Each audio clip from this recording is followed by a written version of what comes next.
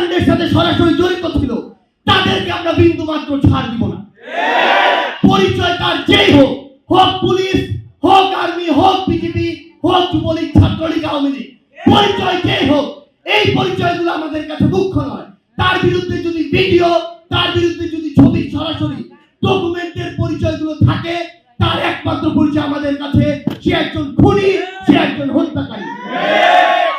স্পষ্ট কথা, তাদের এই হত্যার, এই খুনের বিচার হতে হবে। 15ই আগস্ট 1975-এ শেখ মুজিবুর রহমান এবং তার পরিবারের হত্যার সাথে জড়িত যারা ছিল, তাদের বিচারের জন্য যদি শেখ মুজিবুর রহমানের ডেড বডি উত্তোলনের প্রয়োজন না হয়, তাহলে 24-এর অভ্যুত্থানে খুনি শেখ হাসিনা তার হুকুমে এই বাংলাদেশে যাদেরকে গণহত্যা ঘটিয়েছে, যাদের জীবন নিয়েছে, তাদের বিচারের জন্য কেন তাদের লাশ উত্তোলন করতে হবে?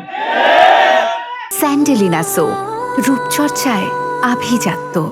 2024-এর অভ্যুত্থানের সাথে যারা জড়িত ছিল, এই অভ্যুত্থানে যারা শহীদ হয়েছে, তাদের এই হত্যা মামলাগুলোর জন্য কারো লাশ উত্তোলন করা যাবে না।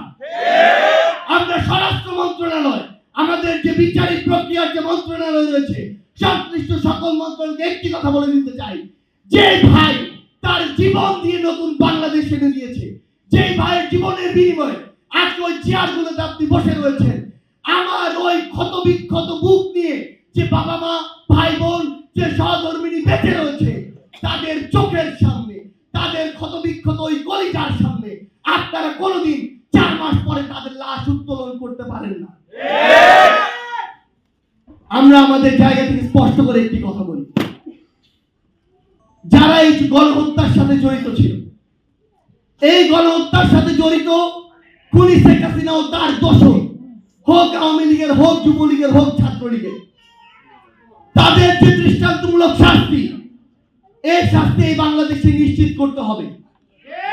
একই সাথে বাংলাদেশ পুলিশের যে সকল সদস্য এই গণহত্যার সাথে জড়িত ছিল, তাদের বিচারিক প্রক্রিয়া যারা আপনারা জড়িত ছিলেন না, আপনারা যদি সহযোগিতা না করেন, আপনারা যদি সেই মামলাগুলো সর্বশেষ রায় পর্যন্ত যাওয়ার জন্য সহযোগিতা না করেন, মনে রাখবেন তারা প্রত্যক্ষভাবে ওই খুনের সাথে জড়িত, আপনারা পরোক্ষভাবে ওই খুনের সাথে জড়িত হয়ে যাচ্ছে। বাংলাদেশ পুলিশ এই প্রতিষ্ঠানটির উপরে বিশাল একটি কালিমা লেগে গিয়েছে।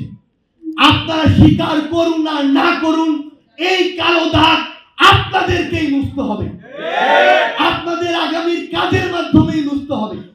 আপনারা যদি আপনাদের জায়গা থেকে দায়িত্ব পালন না করেন, বিশ্বাস করুন আর না করুন, আপনাদের পোশাকের যে মর্যাদা, আপনাদের পোশাকের যে ডিগনিটি, ইন্টিগ্রিটি, এটা যতটা ক্ষতিগ্রস্ত হয়েছে, আপনারা যদি নিজের কাজের মাধ্যমে এই ক্ষতিটি পূরণ না করেন, সারা জীবন মানুষের কাছে আপনাদের যে সম্মানের স্থান, সেই সম্মানটি আপনারা কোনোদিনও ফিরে পাবেন না। আপনাদের পোশাক, আপনাদের চেয়ার কোনোদিন আপনার সম্মান নিশ্চিত করবে না।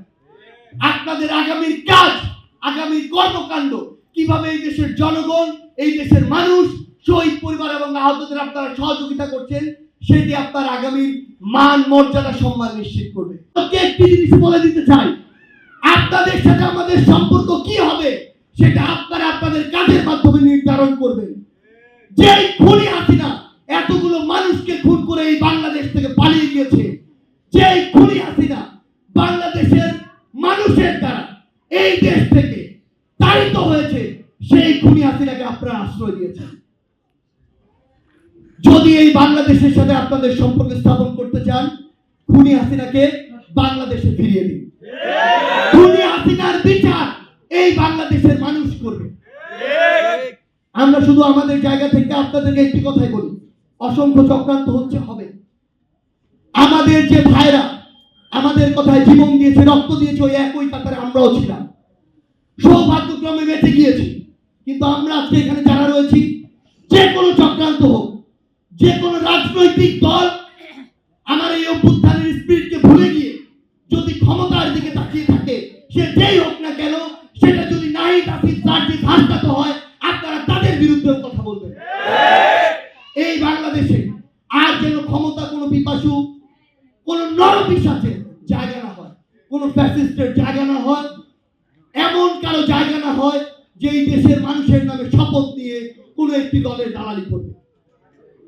আমরা আপনাদেরকে শুধু একটি অনুরোধই করি, জুলাই শহীদ স্মৃতি ফাউন্ডেশন তাদের জায়গা থেকে যতদিন এই বাংলাদেশ আছে, যতদিন আপনারা আছেন, সর্বোচ্চটুকু দিয়ে আপনাদের পাশে থাকার চেষ্টা করবে।